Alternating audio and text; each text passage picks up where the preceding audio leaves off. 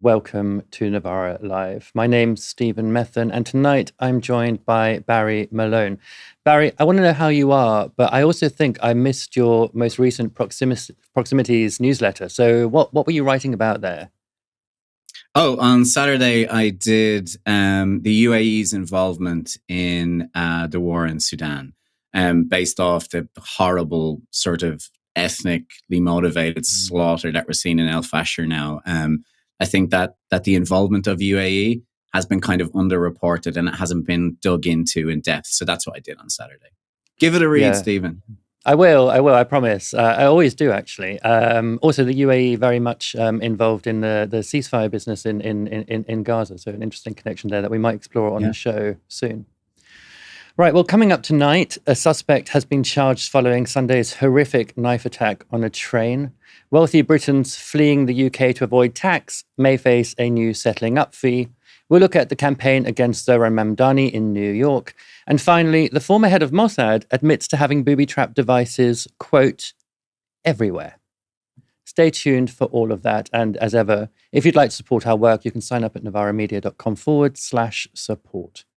On Saturday night, a man attacked passengers with a large knife on a London North Eastern Railway train headed to London from Doncaster. 11 people were taken to hospital following the attack, 9 of them with life-threatening injuries. Today, a man has been charged with 10 counts of attempted murder in connection with the train attack, as well as an 11th charge of attempted murder following a stabbing that took place in London in the early hours of Saturday morning.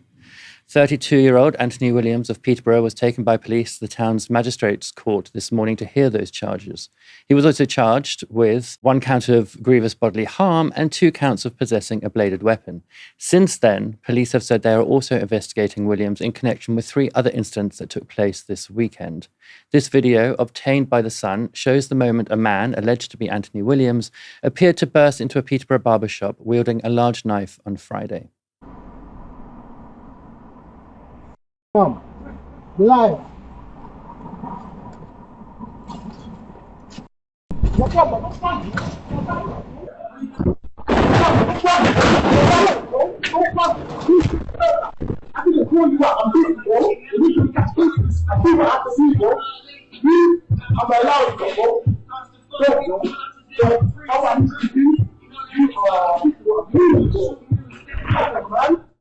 Now, that incident, as well as another involving the same barbershop, is being investigated by the police. Police also believe that the stabbing of a 14-year-old boy in Peterborough on Friday night may be connected to the train stabbings the next day, too. Now, the horrific attack on the train began around 7:30 p.m. on Saturday. Williams is alleged to have boarded the train in Peterborough before allegedly attacking passengers shortly afterwards. By 7:42, the first 999 calls were made by passengers. 7 minutes later, the train made an unscheduled stop at Huntingdon station. Almost immediately, passengers began fleeing the train, with injured people covered in blood seen lying on the station platform. This footage, obtained by the Daily Mail, shows those passengers running from the train along the platform. The attacker calmly walking behind them, still carrying his weapon. And you see he'll just walk down the platform there in the red circle. Thereafter, he scales a fence around the station, the knife still in his hand, before appearing to escape the grounds. That's when police apprehended him, using a taser and a dog to make the arrest.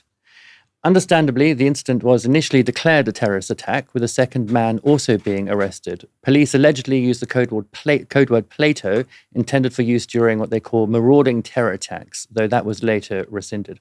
And by Sunday morning, a clearer picture had emerged. Within 8 minutes of the 999 call being made, 2 men were brought into police custody, where they remain this morning.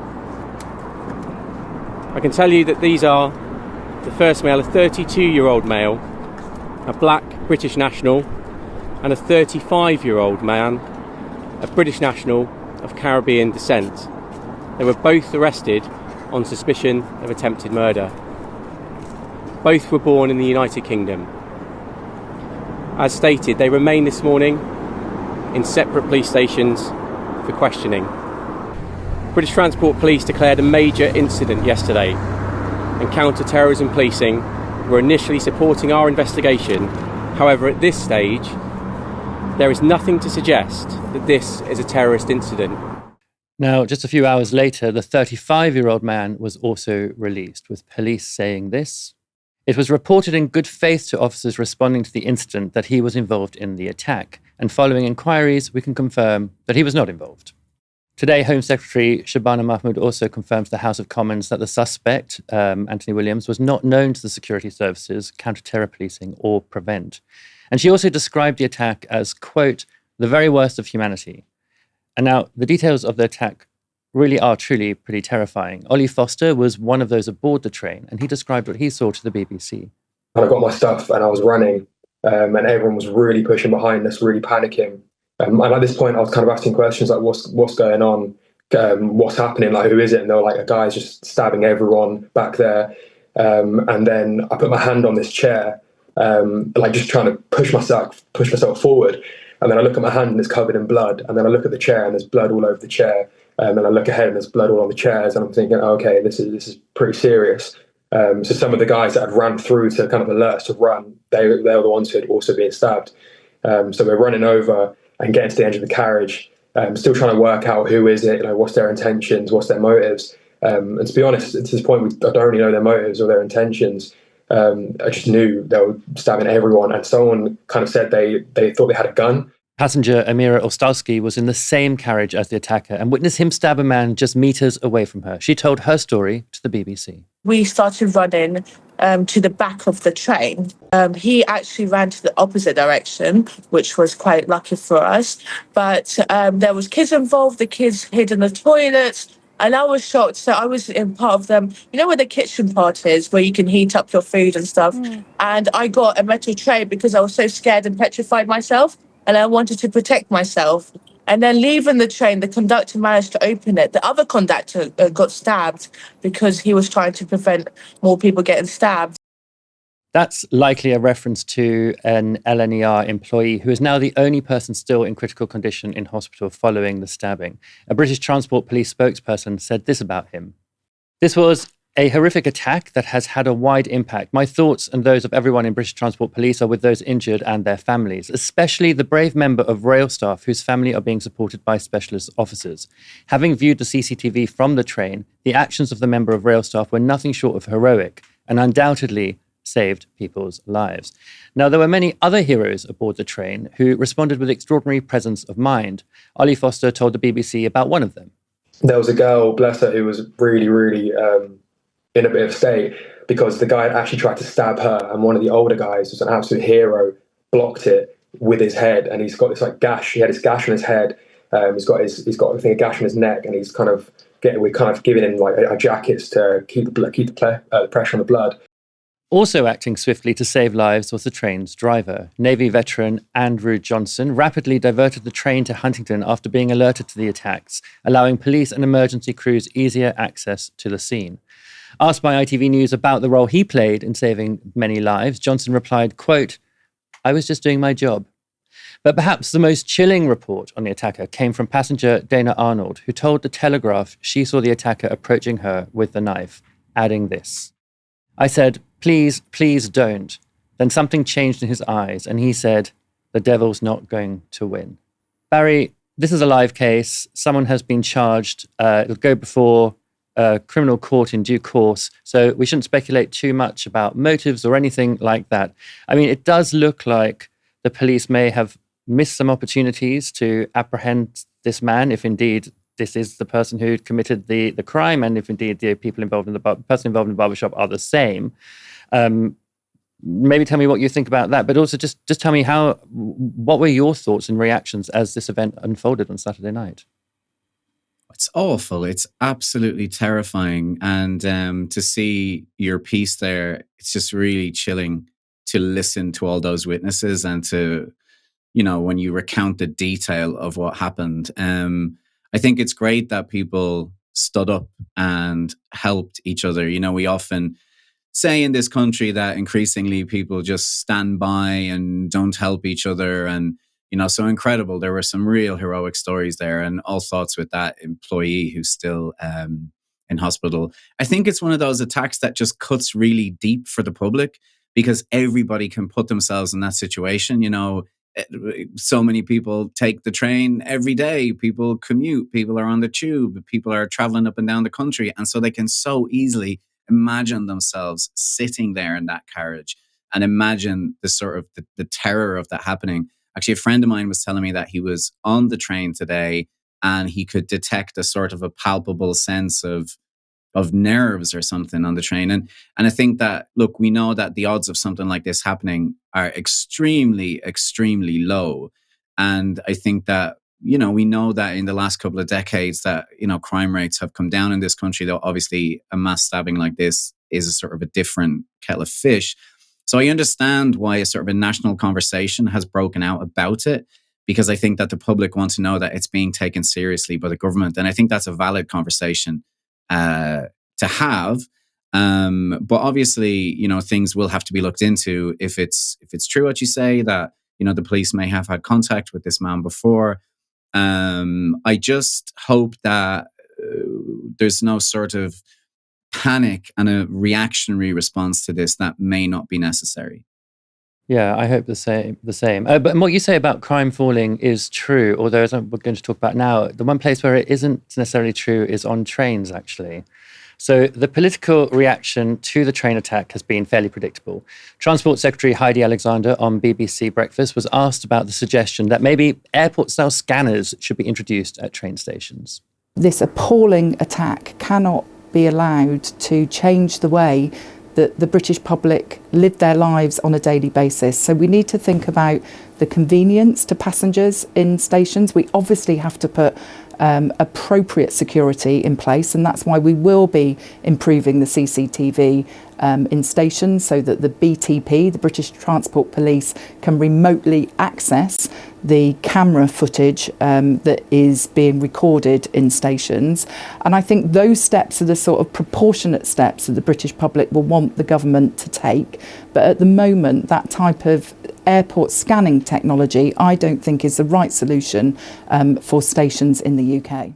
No, I agree with Alexander that the scanning sort of equipment is disproportionate. But the flaw in the argument involving facial recognition is that technology has very little to do with preventing crime. Instead, it's used to solve crimes once they've happened.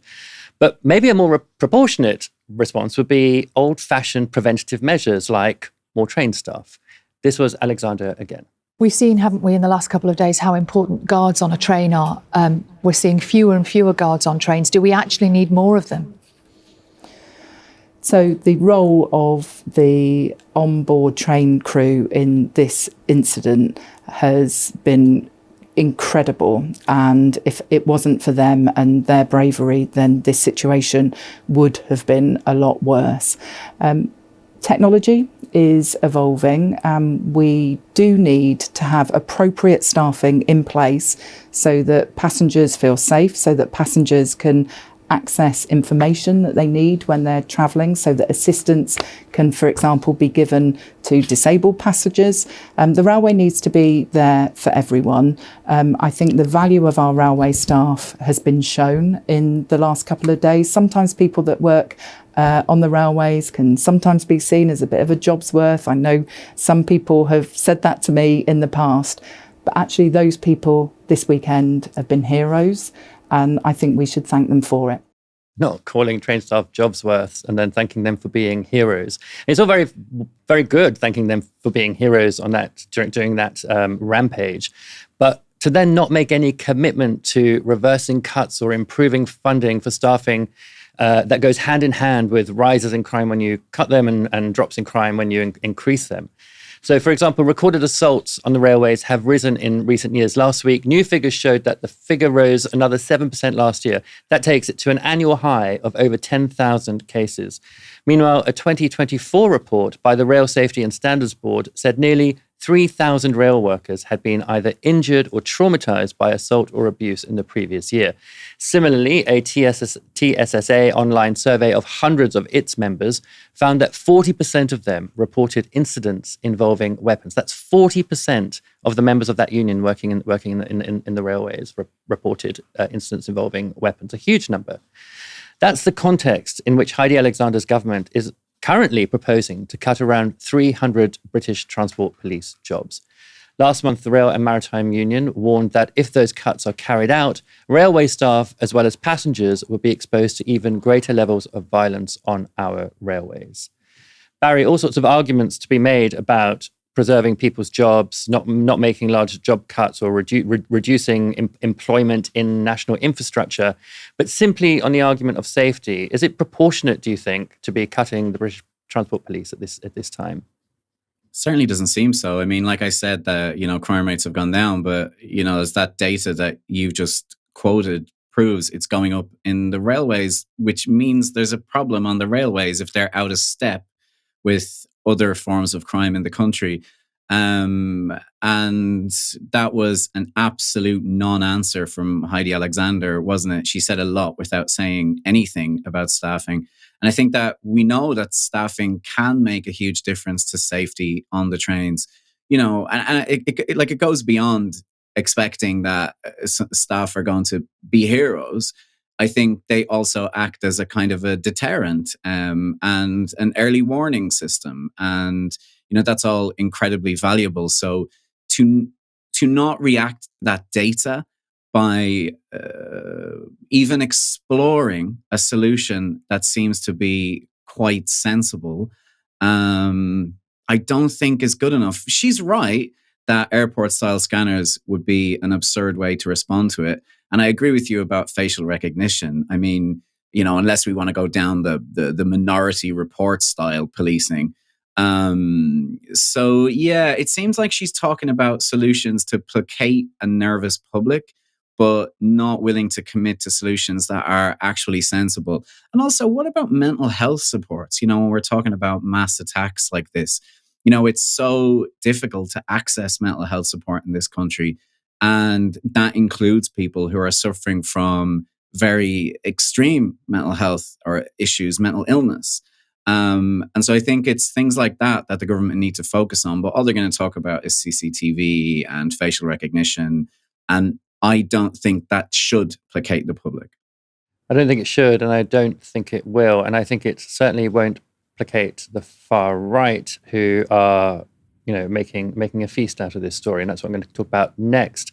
Because while emergency services were scrambling to attend to the attack on the train in Huntingdon, and while passengers on board the train were saving each other's lives, a totally different kind of humanity was getting very busy online. It's a pretty familiar sight now, and a worrying one, namely right-wing accounts spreading misinformation on Elon Musk's platform X, which then appears to amplify that malicious content to the biggest possible audience. And they're often not even based in Britain, those accounts.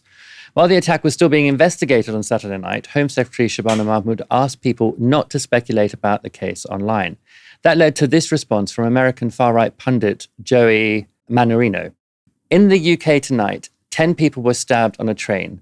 Muslim Home Secretary Shabana Mahmood urges people to avoid comment and speculation at this early stage. So yeah, they were Muslims.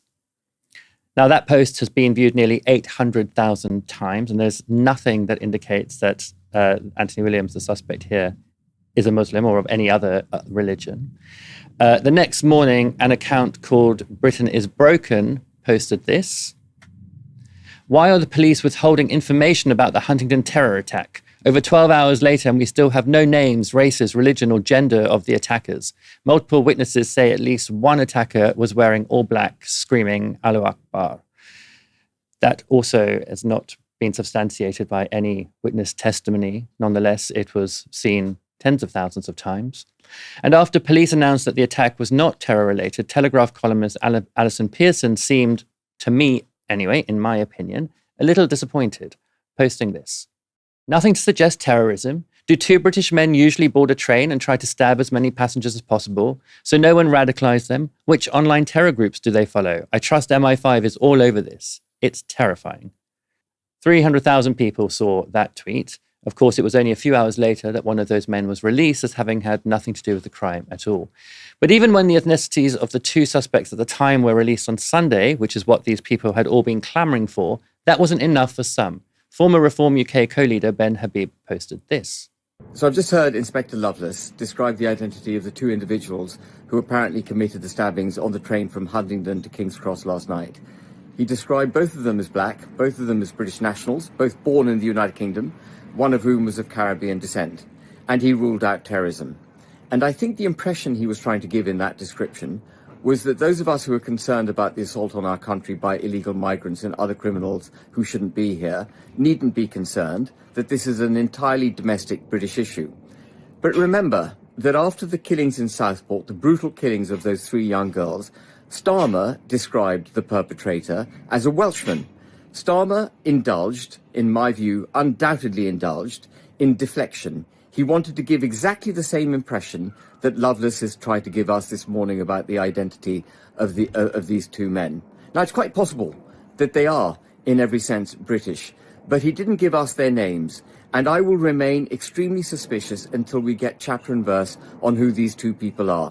The man now charged with this crime is called Anthony Williams, just as British as, I don't know, John Smith. But maybe that's not in every sense British in whatever way Habib means it there. Barry, Elon Musk last week described civil war in the UK as inevitable. Do you think in the kind of tolerance of these accounts spreading misinformation, even to some extent, I think, their amplification, do you think that's his aim? I don't know if it's his aim as much as he's kind of trying to market civil war in Britain in some way.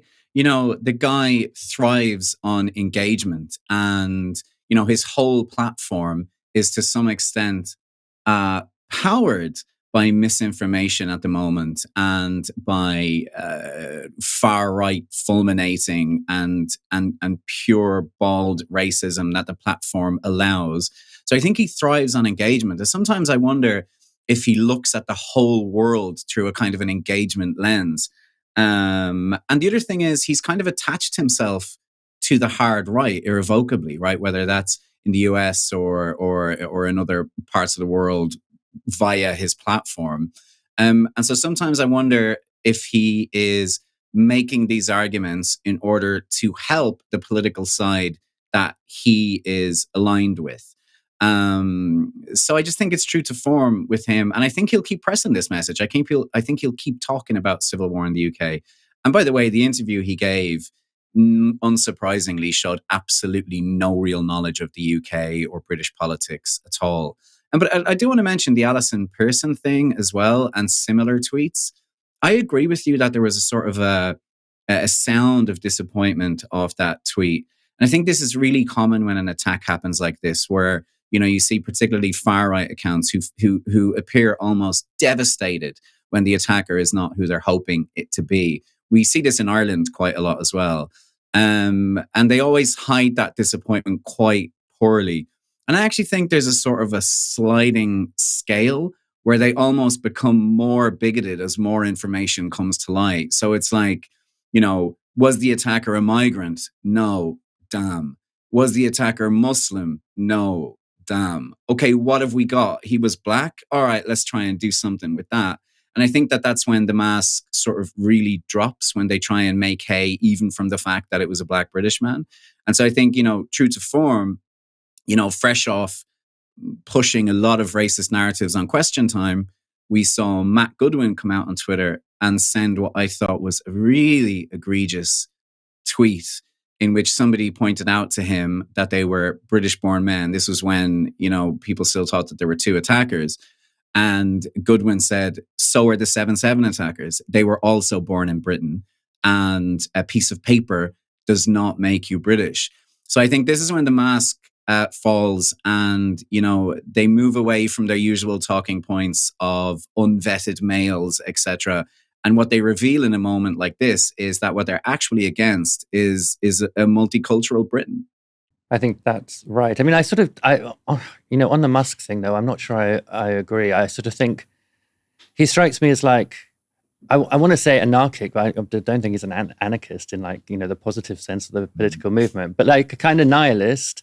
And I think that sort of nihilism, you know, if the chaos it engenders is, you know, as we know from, you know, authors like Naomi Wolf, particularly enriching towards capitalists who take advantage of chaos in states, to remove regulation and so on and so forth. And I think those are all the kinds of things that Elon Musk is actually deeply interested in.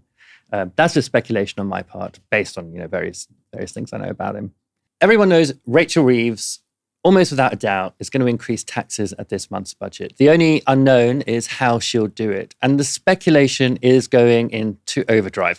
Is she going to increase income tax, which would make a lot of money, but break a key manifesto pledge? Will she increase VAT? That would do the same, both of those same things. Or will she introduce a wealth tax, which is backed by many on the left, but could motivate the wealthy to leave? Well, something that would help solve that final problem would be what's called an exit tax. This is a tax applied on the assets someone is moving from Britain to another tax jurisdiction. And according to the Times, an exit tax, or settling up charge as they call it, is very much on the cards. This is what they report. Wealthy Britons fleeing the country for low tax havens face being hit by a 20% charge on their business assets when they leave the UK, under plans being drawn up ahead of the budget. Rachel Reeves, the Chancellor, was said to be keen on introducing a settling up charge on assets left in the UK that would be paid by people who left the country. At present, anyone emigrating can sell their British assets, such as shareholdings, after leaving without being liable for capital gains tax, CGT, which is normally levied at 20%. Under the new scheme, they would be required to pay this charge at the point of departure, although there would be an option to delay payment for several years if the individual did not want to liquidate the asset immediately. Now, this does make loads of sense. At the moment, you can start a business in the UK and benefit from all the advantages of being in this country, be that the skilled workers or a big, relatively wealthy market of people to sell your goods and services to. Now, if that business goes well, it increases in value, and when you sell that business, you'll have to pay 20% on your capital gains, which will go to the Treasury. But there's currently a very easy way to avoid paying this tax. Before you sell your firm, you simply move your address to a country that doesn't tax capital gains. At the moment, the destination of choice is Dubai. That's where the co-founder of the fintech firm Revolut moved earlier this year. And that means if he ever sells his shares, which are worth billions, he'll now pay nothing. He'll also pay no taxes on dividends. An exit tax would prevent all of that from happening. If you've built up a company in the UK and then you change your residence, you'll have to pay the capital gains you would have paid if you'd stayed. It makes a lot of sense, perfect sense, but the Tories are outraged. Robert Jenrick said this. It seems Reeves is eyeing up an exit tax. This would just see wealth and wealth creators sprint for the door. Crazy. We need more entrepreneurs, not fewer. Reeves must rule out this latest desperate move. Former Boris Johnson advisor Guto Hari was particularly hysterical. It's the ultimate indictment, Callum, is it not, that we have an exit tax? I grew up in a world where there was an Iron Curtain across Europe and there was a Berlin Wall. There's a wall in Berlin, not to keep us out of this nirvana of, communist hell, but to keep those people in. And if you have to create a massive financial disincentive for people to leave the UK, it's the ultimate proof of how unattractive the UK has become for people who want to leave. It's the financial equivalent, if you like, that Rachel Reeves is now talking about, of the Berlin Wall. Honestly can't believe that someone is comparing making people pay their taxes to the Berlin Wall, or making it impossible for people to avoid paying their taxes. That's the Berlin Wall, apparently. There's a big problem with the idea that an exit tax is akin to an Iron Curtain brought down by a communist country. And that's clear when you look at who already has one. Canada has one, hardly a communist country, as do Germany, France, and even the United States. So Hari's argument seems fairly nonsensical. There was one critique of the briefing, though, that did make sense. Tax expert Dan Neidl said this. The Sunday Times reported that the government was drawing up plans for an exit tax. If I was a government thinking about introducing an exit tax, the last thing I'd do is give any hint that's what I was about to do, or people will leave to preempt it. He's right. If you want to introduce an exit tax, which you should, then please stop talking about it. Barry, I think it's also the case, if you want to introduce a wealth tax, you shouldn't talk about it too much in advance unless you have a plan to introduce an exit tax at the same time. If this is briefing from the government, they've got it completely the wrong way around. What do you think is going on here? I agree with you that I think an exit tax is actually a good policy, potentially. And the comparison to the Berlin Wall is one of the most absurd things I've heard anybody say in this country in weeks. What utter hysteria from the right. So I think it's a clever policy, and I think there's only one other country in the G7 who doesn't have one, which I believe is Italy. I think that the difficulty that Labour will have is selling it. A similar thing with the other thing that was reported that Reeves might do in the budget, which is to put 2p on income tax and take 2p off national insurance. Again, actually on the surface of it feels quite clever, but will be something that's quite difficult to sell. And so when Labour is in this sort of pincer position where you have Reform attacking it from the right or threatening it from the right, and you have the Greens now threatening it from the left, which I didn't think Labour expected. I don't think they saw this coming a few months ago. Now they're in a position where they're having to react to popular policies that are coming from Reform and popular policies that are coming from the Greens, which I think strategically is putting them in a very difficult place. And since they came to power, it's sort of difficult to say that they're good at politics. It seems that on a purely political level, they're quite bad. They lurch from one crisis to another and one difficult to sell policy to another. And there are clear attack lines here from Reform. We've seen them already today. They're going to say that Labour is anti-growth, it's anti-wealth, it's anti-ambition. And so I wonder if a policy like this is a little bit pragmatic, but also a little bit of a method of seeing off the Polanski attack from the left about a wealth tax. I think it's great that we're talking about these things, that, a lot of people might find it really boring to be talking about tax, but it's a hugely important issue. It's like Bill Clinton said years ago, it's the economy, stupid. And it was the economy, at least until immigration started taking over the political conversation. And so it's really nice to see conversations at this level happening. And I credit Zach Polanski with doing that. I credit Zach Polanski with pushing these conversations into the mainstream. And I think we might talk about it later, but also it was interesting to hear about Reform's set of policies today. And so, look, I'm not going to analyze whether an exit tax is good for the economy or not, though I do think it's a good policy. Let's leave the analysis to Gary's economics. But, politically, I think it's very, very interesting and is putting Labour in kind of a difficult spot. I mean, it's true what you say about Labour not being particularly politically astute. They just always seem to be on the back foot, don't they? They always seem to be just responding to the waves being generated, first of all, by one currently very small parliamentary party, Reform, and now another fairly small parliamentary party, the Greens. But I think you made this interesting point about how, it used to be the economy is stupid, and then the topic became immigration. But I think that means the topic is still the economy, right? The concerns about immigration are largely fueled by austerity, economic dissatisfaction, and the arguments for immigration are largely fueled by economic concerns about an aging population and a shrinking workforce. So the two things seem to me to be really inextricably linked in very, very difficult ways. Difficult ways because immigration has become such an emotive matter that occupies so much political time and space, whereas the economy, in a sense, has become much less interesting to people, and which maybe means that they actually don't think there are any solutions to our economic problems, and it's better to argue on the turf of a kind of war over migration.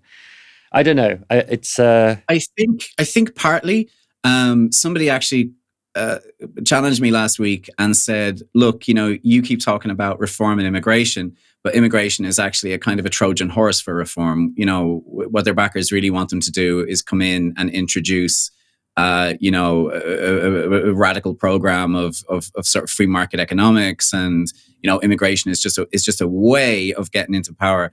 I don't fully agree that immigration is a Trojan horse. I still think that a lot of people in reform are just desperate for a kind of a postman Pat version of Britain, where everybody in the UK looks like Mrs. Goggins. That's probably a reference that's lost to most of your viewers, so sorry about that. But I do think that's still a significant part of the party and a significant number of their supporters are motivated by that. But I agree with you. The arguments are often wrapped up in economics, or even access to services. You can't get a doctor's appointment because of immigrants. And so, yeah, it is all wrapped up together. And it would be really nice, though, to move away from the scaremongering and to actually, interrogate reform's economic policies. And if that is slightly starting to shift in that direction, it's a really good thing for sort of the political debate in this country. If Rachel Reeves is still working out her party's economic vision, Nigel Farage today has been trying to set out his. He gave a big economic speech today in the city of London where he painted Reform as the country's most pro-business party. And he also called for the deregulation of the banking sector. The biggest political shift, though, involved a turn towards so-called fiscal responsibility. And that included a commitment to austerity measures. And I will make this absolute promise. We will substantially cut the benefits bill. We will reduce the size of the public sector. We will look, as we've already started, at public sector pensions. It also involved abandoning Reform's commitments to cut taxes. We want to cut taxes, of course we do. But we understand substantial tax cuts, given the dire state of debt and our finances, are not realistic at this current moment in time. That is a line that we heard from the Tories plenty over the last few governments. And that tax position represented a reversal from Reform's stance at the last general election, where they had promised billions in tax cuts. He was asked about that U-turn at his press conference today. We are being mature, we are being sensible, and we are not over-promising. But for us not to take account of the dire state of our public finances, that I think would be irresponsible. Do we want to have a smaller state? Yes. Are we going to cut the benefits bill? Yes. Will the civil service be smaller? Yes. Will we get a grip on public sector pensions? Yes. But we can't have massive tax cuts until the markets can see we've at least got these things in hand. It's a kind of mixture of like Labour messaging from the last election and Tory messaging from the last election all sort of bundled together there. Look, Barry, on issues like immigration and law enforcement, Reform have promised to be radical. Do you think their strategy to be small c conservative on pretty much everything else?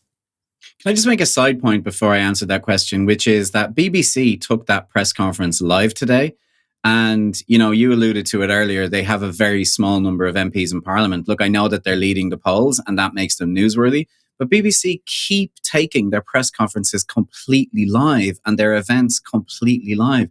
I just think that's absurd. Under Ofcom rules, news organizations are supposed to give due impartiality to political parties. And I just really don't think that's happening with BBC right now. So, yeah, that's just a little side point I wanted to make. But I do think it's interesting, the small c conservatism. And yeah, it appears so. But what I also think that they're kind of trying to do here is I think they're trying to eat Labour's lunch on being the so-called grown-ups in the room. And you're right, it's something that it's a way that the Tories have marketed themselves for years and years. An attack line on Labour has always been that they're not effective stewards of the economy in the way that the Tories are. And, I wonder about opinion polls sometimes. We're a long way out from the election, but also I wonder whether, people will say that they're going to vote for Reform in the opinion polls, or they'll say that they're going to vote for the Greens in the opinion polls. And then in the run-up to the election, they'll be scaremongered and they'll be told, these people don't know how to lead the economy. These people don't know how to deal with the Treasury. These people have never been in power before. We're the grown-ups. We're the only ones who can run this country. And so I actually think that him coming out today and demonstrating a kind of a pragmatism, because let's be honest, look, the 90 billion that I think that they were going to spend on those tax cuts was always utterly fanciful. So I feel like it's kind of a signal to the markets, and also maybe a signal to the British public that, that they're serious. And that they can run the economy in a pragmatic way. And so it takes away this kind of argument that the Tories and Labour have about being the grown-ups. We've seen, Reform are running a few sort of local councils right now, and they've had an absolute nightmare in Kent. But that's the only way they're being tested in terms of whether or not they can govern. So I think he's trying to eat Labour's lunch on being a grown-up. Yeah, but I wonder if that's what Reform voters want, a grown-up party. Because, we often make this assumption that the reason people go to Reform is because of their stance on migration. I think that explains why quite a lot of people go to Reform. But I think a lot of other people have gone, sort of drifted in that direction because they see Farage someone who can sort of mess up the mainstream and, punish the two parties who've let them down by, taking power and humiliating them. And it'll be really interesting to see whether this sort of move towards a kind of fiscal responsibility and sort of emulating the language of the two parties that Farage sort of presents himself as being the absolute opposite of, whether or not that's not going to create opportunities for the other parties, whether, the Tories, and I've said this so many times, all the Tories have to do is be the Tories and offer tax cuts. That's all they have to do, and they'll attract so many people over to them. And so, forget all of the migration stuff, forget all of the culture war stuff, just cut taxes. They'll attract loads of voters. And there's also, Labour at the same time, they can push back on the cuts to the public purse. And, there's, I don't know, it seems like this is a sort of shift that's may in some way disintegrate at least the fringes of the support that Farage needs. Because his problem has always been that actually he started off as somebody who appealed to a really small number of people, being quite radical in lots of ways. But in order to win an election in this country, you can't appeal to a small number of people. You've got to appeal to a lot of people. Exactly. And that means you've got to let down some people as well, and especially those ones who started out with you. That's his fundamental dilemma, and maybe that's what we're starting to see happen now.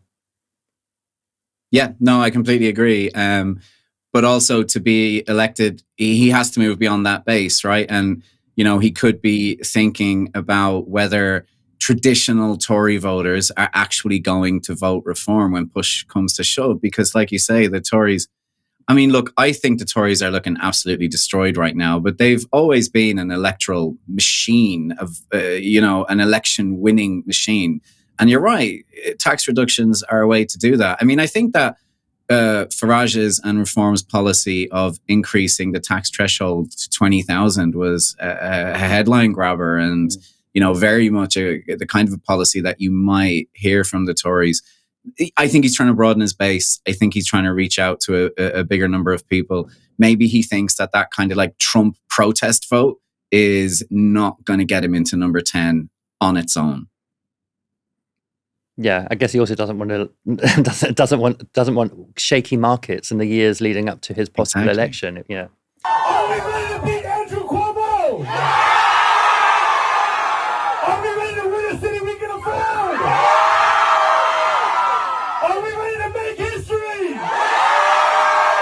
Let's go out there and do it. Thank you, my friends.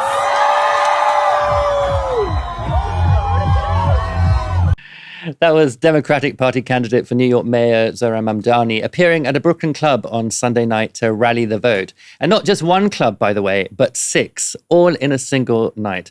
Now, Mamdani has good reason to be cheerful, though. With New York City heading to the polls to elect its new mayor tomorrow, Mamdani is looking in prime position to take the top job. The latest poll published this weekend puts Mamdani 7 points ahead of independent candidate and disgraced former New York State Governor Andrew Cuomo, and the Republican candidate Sir Curtis Sliwa trails Mamdani by 16 points. Most other polls, some as recent as last Friday, show the socialist candidate leading Cuomo by double digits. And that has New York's richest kind of worried. The New York Post has today published a poll claiming that almost 1 million New Yorkers will flee the city if Mamdani becomes mayor. If that happens, the paper says, it'll be the largest exodus in the city's history. So what are they also scared of? Rent controls, free bus travel, city-owned supermarkets, maybe all of the above. One thing's for sure, though, the rich have been throwing money at Mamdani's rival, Cuomo, and they haven't been getting a lot of bang for their buck. Dropsite News has reported on the billionaires using their cash to try and throw Mamdani off track. Candidates for the mayoral position are entitled to city and party money for their campaigns, but they're also allowed to use independent funding. channeled through PACs when it involves very rich people, that stands for Political Action Committees, in order to bypass electoral rules. Dropsite reports this. An analysis by Dropsite News shows that as of Thursday, independent expenses backing Como were more than 7 times the amount of money put behind Mamdani. Como has exceeded Mamdani by a staggering $36 million in outside support. The difference highlights just how much independent expenses can skew the overall financial support behind a candidate. Now, the billionaires who've contributed millions to Como's campaign or to PACs which are against Mamdani, not directly supporting Como, include former New York City Mayor Michael Bloomberg, Ronald Lauder, of the former chair of conglomerate Estee Lauder, and Joe Gebbia, the co-founder of Airbnb. And of course, there's also the very familiar name Bill Ackman on that list too. He's the prominent Trump supporter and pro-Israel businessman who's given nearly $2 million to funds opposing Mamdani's run for NYC mayor. Now, the results of the election should come through in the early hours of Wednesday morning, when we'll know whether all those millions on taking down a socialist were worth it. In the meantime, Mamdani didn't seem too bothered, this morning apparently coming home from his club tour. Go get him, Mr. Mamdani. Thank you. Barry, why are the millionaires and the billionaires and the gazillionaires all running scared of Zohran Mamdani in New York City? Yeah, 6 clubs in one night. It takes me back to my 20s, and now it just makes me feel completely exhausted. So respect for him for that. Also, he's just an amazing campaigner, isn't he? To see that footage of him walking back from the clubs, he's a fantastic political campaigner. He's a natural. I think they're terrified. I think it's clear that they're terrified. And when you look at the amount of money involved, it's not normal campaign funding. It's an avalanche of funding. So it certainly looks like they're frightened to be putting that much money up. And like you say, there are loads of really pragmatic policies that are coming from Mamdani that would be, on the surface of it, really good for the people of New York. But they are intent on protecting their own financial interests. It's the usual suspects who are handing that money over. Not surprised by any of those names. I think to some extent it goes beyond protecting their financial interests when you see the likes of Bill Ackman there, who I am fairly sure does not want a Muslim man to be the mayor of New York. And I think it points to a sort of a fundamental problem with political funding in the US. I don't think it's working. I think you're right. I think Mamdani is looking like he's going to be elected. We also have some precedent for that with the AOC campaign. She had a lot of powerful interests lined up against her, also in New York, and managed to win with a grassroots campaign. Nevertheless, they may be exceptions to the rule. And so when you look at the PACs, the super PAC system, they are mostly funded by big business, by wealthy individuals. There are progressive PACs or more left-wing PACs, but I think I read somewhere that 65 or 66% of PACs and super PACs in the US are right-wing. And so it's very difficult for progressive candidates to be lined up against that type of money. And again, while it's looking good for Mamdani, I think that money can destroy leftist candidates and does destroy leftist candidates in other elections that we've seen in the US. Yeah, there's something about, I don't know, Mamdani's style. I mean, it's also the simplicity of his policies, right? The kind of cut through that they have. But I think, as you said there, like his ability as a communicator, that's something that money can't buy, and that money seems to find very difficult to defeat. And that's something for the left everywhere, I guess, to get their heads around. The former head of Mossad, Yossi Cohen, has appeared on the podcast of 2 of Britain's most shameless Israel advocates. And this exchange has raised more than a few eyebrows. When you do understand that the level of intelligence is so poor, do something about that. But there's something that you wanted to ask about, because you talk about Lebanon capabilities in Iran being up here and Gaza being down there. But in a way, did you see any surprises in Gaza? Surprises? Yeah. Like you mean intelligence surprises? Pages, walkie-talkies. Do you know how many treated equipment do we have in these countries? You don't. I do. You mean booby-trapped equipment? Not only booby-trapped. And spying. Manipulated equipment. All right. In which countries you're talking about? All the countries that you can imagine. And not Gaza? Not Gaza. Nothing enough. in Gaza at all. Did you see that? If we had it, I mean, we knew something about them coming. Something, right? Would have sold them everything. Now, there are a few things, or more than a few things, that are kind of strange about that video. First of all, claiming you've booby-trapped or bugged devices everywhere you can imagine in the world is an odd thing to brag about, because that would presumably include a lot of Israel's allies, including countries that have provided them with weapons and diplomatic cover during the Gaza genocide, as well as, of course, for decades before that. Bugging or even booby-trapping their devices is hardly a reward for friendship. It's hardly going to encourage other people to be friendly with you. But I think the second element is even stranger. We're expected to believe that Israel has bugged devices in every single country in the world that you can imagine, except the one place, Gaza, that they're most subject to threats from. How does that make sense? We're supposed to believe that at one and the same time, the most competent, all-powerful agency ever conceived could bug devices in every other part of the world, yet Gaza was the only place where it was just impossible. Doesn't make sense. Let's listen to a bit more of that exchange. I mean, you can't imagine the quantity when I have invented that method. That was in 2002 to 2004. The pager method. The manipulated equipment method. Okay? We have already used it. Manipulated equipment in Second Lebanon War. Some of the elements were speaking to us. How did you use it? Want a glass of water? We can get some brandy. He could tell you, but he didn't. I know it's an early morning in London. I mean, I don't think that is the case. But how did we do it? I tell you how. We want to do that. It's I truly believe is if there is something as you've studied, there is something behind that wall that I need. Okay, and people will try to avoid me from doing it, right? I will find a way to get there. I have to find a way to get there, right? And if I know that Hezbollah or Iran or other countries or other organizations are buying something that I can be part of their supply chain, I will do, but that has to be decided. Why is it? Because my best partner at the time, when I have invented that, was the chief or the head of the tech division at the Mossad. Q. The Q, right. Yeah. And he had to be my best partner because without him, I'm nothing. So the reason they booby-trapped Hezbollah devices was because he wanted to.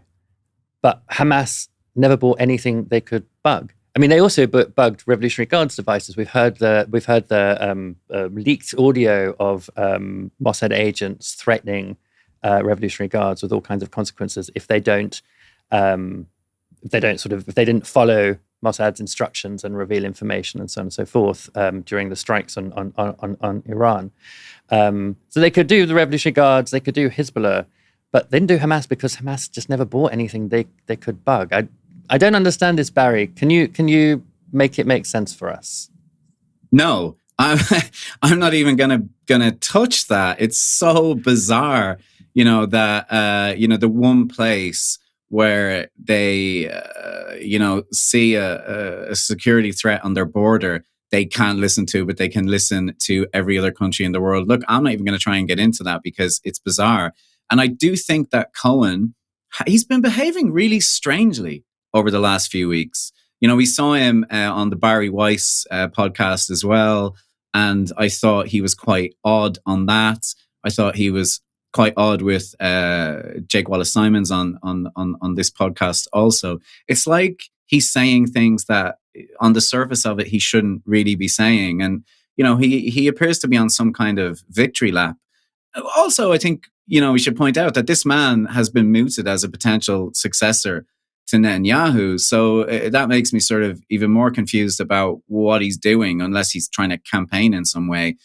To be on a victory lap about the Hezbollah pager attacks is heinous. I mean, the Hezbollah pager attacks were an absolute disgrace. I think they are one of the most indiscriminate attacks that we've ever seen a government pull. I think that about 37 people were killed. They claim 39 Hezbollah members were killed.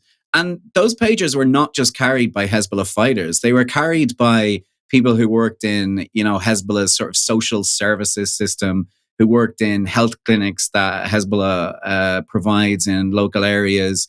But not only that, 3,400 people were wounded in those attacks. People who were standing in supermarkets near somebody who had one in their pocket. People who were sitting at a dining table with a family member who had one. People were maimed. People were blinded. People lost their fingers. And a lot of those people were children. And what we had as a reaction in the Western press was just this kind of marveling at what an ingenious attack it was and what a stunning attack it was. I just think the whole thing was utterly barbaric. And now to see him sit there in a podcast and sort of cheekily imply that they have that capacity in other places potentially is pretty galling. But what I think I take away from it most is that the reaction has been pretty muted. You have a former head of Mossad make this claim, and, politicians just sort of shrug. And so are we accepting as normal now that Israel can booby-trap devices around the world? Are we accepting as normal now that they're using equipment, as he says, for surveillance? And, it makes me think of what we've seen in Gaza over the last 2 years. We've seen so many things normalized. We've seen so many lines that we thought existed crossed. And is this another one? So for me, the takeaway is, how does somebody go out there and say this, effectively boast about it, and world politics kind of just shrugs it off? I know, it's so illustrative of this, profound special treatment that Israel gets. I mean, people go absolutely nuts at the idea that China might have weather balloons over the US, or that they might be using old-fashioned researcher spies in Parliament, and you've got to have inquiries and disrupted court cases, and everybody's got to make a big fuss about it. And yet, the former head of Mossad can go on a podcast and say, "Hey, guess what? Your phone might blow up in your hand because of me." And nobody says anything. That is crazy. I mean, the only thing that I can think of about the whole Gaza thing, though, is that it's in many ways a stupid thing to say, because we know it's not true, because we know that people in Gaza are constantly being monitored. It also puts the lie to their claims of having had Hamas operatives, recordings of Hamas operatives, saying things about hospitals and tunnels and things, which they were very happy to put out. But it seems to me like actually, maybe what is really at stake here is promoting the idea that he, someone who has been tipped to be the next prime minister, that he could have no idea about events before October the 7th. Because, of course, if Hamas is even half as closely monitored, intercepted as he suggests other countries are, then there should have been plenty of intelligence on that, presumably. Right, well, thank you, Barry. We're going to call it there. Thanks, everyone, for tuning in. We'll be back tomorrow at 6 p.m. For now, you've been watching Novara Media. Good night.